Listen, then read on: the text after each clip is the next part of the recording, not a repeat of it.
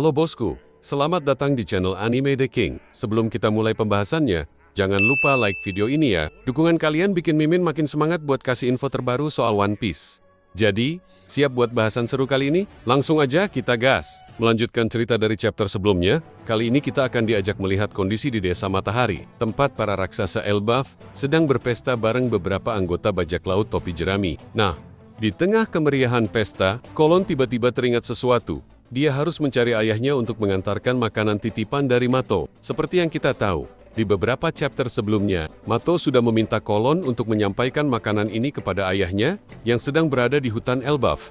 Namun, karena sebelumnya Kolon memilih menemui ibunya dulu. Kali ini, dia memutuskan untuk izin meninggalkan pesta demi menjalankan misinya. Di sini, Dory dan Brogy penasaran dan bertanya apakah Kolon tahu lokasi ayahnya. Sayangnya, Kolon sendiri nggak tahu pasti di mana ayahnya berada. Tapi, dia yakin jika ayahnya masih berada di dunia matahari. Karena itu, dia memutuskan untuk berkeliling mencarinya. Di momen ini, Gert menawarkan diri untuk menemani Kolon.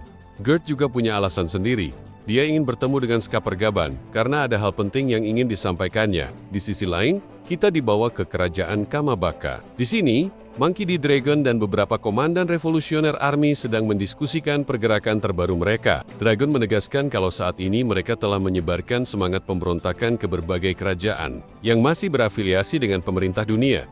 Mereka ingin terus melemahkan sekutu pemerintah dunia. Di tengah diskusi ini, Dragon mendapat informasi penting dari Sabo soal kekacauan di Reverie. Dragon pun meminta anak buahnya untuk mencari Putri Nefertari Vivi, karena ada sesuatu yang sangat penting yang ingin dia sampaikan. Meski belum jelas apa yang ingin dikatakan Dragon, bisa jadi hal ini berkaitan dengan kematian Raja Cobra dan rahasia besar yang diwariskannya kepada Vivi. Apakah Vivi akan bergabung dengan Revolusioner Army? Akankah Alabasta memutuskan hubungan dengan pemerintah dunia? Ini bakal jadi momen yang sangat menarik untuk kita nantikan. Namun tiba-tiba, ketegangan meningkat. Dragon merasakan hawa yang gak enak. Dia pun memperingatkan anak buahnya kalau ada seseorang dari pemerintah dunia yang datang ke tempat mereka. Ivankov, yang penasaran bertanya siapa orang yang dimaksud, dan Dragon dengan serius menyebut satu nama yang bikin semua orang kaget. Nama yang disebut oleh Dragon yaitu Vigarland Garling. Ya, orang yang misterius ini akhirnya turun tangan langsung. Tanpa basa-basi, pusaran angin mulai muncul di sekitar Dragon,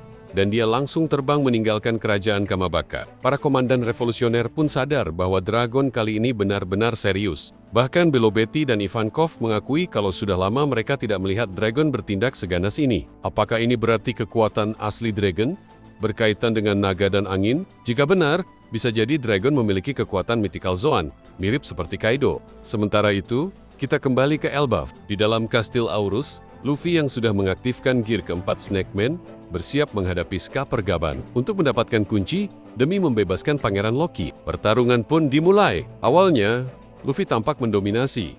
Tapi anehnya, Skapergaban hanya menghindar dan sesekali melakukan serangan balik. Saat bertarung, Skapergaban mendadak teringat masa lalunya bersama Goldie Roger. Dan hanya dalam sekejap dia memuji Luffy sebagai orang yang layak memakai topi jerami itu. Luffy yang kebingungan bertanya, "Bagaimana kau bisa tahu tentang topi ini, Pak Tua?" Skapergaban hanya tertawa dan berkata kalau dulu dia mengenal seseorang yang memakai topi jerami itu. Namun, sebelum Luffy bisa bertanya lebih jauh, Skapergaban langsung menyerangnya dengan kunci yang telah diperkuat dengan buso Soku Haki. Luffy pun terpental jauh. Zoro, Nami, dan yang lainnya terkejut melihatnya, sementara Nami terlihat sangat kesal. Dan Nami berkata, "Luffy, jangan kalah begitu saja." Di akhir chapter, Skapergaban akhirnya mengeluarkan kedua kapaknya. Dia berkata, "Jika kau ingin tahu rahasia topi jerami itu, kalahkan aku dulu, Luffy." Luffy pun menatap Skapergaban dengan penuh semangat dan menjawab, "Baiklah, Pak Tua, kali ini aku akan mengalahkanmu." Nah, itu tadi prediksi dan analisa untuk One Piece chapter 1140.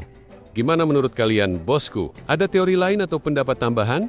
Jangan ragu buat share di kolom komentar ya. Jangan lupa like, share, dan subscribe, biar nggak ketinggalan update terbaru dari Anime The King. Sampai jumpa di video selanjutnya.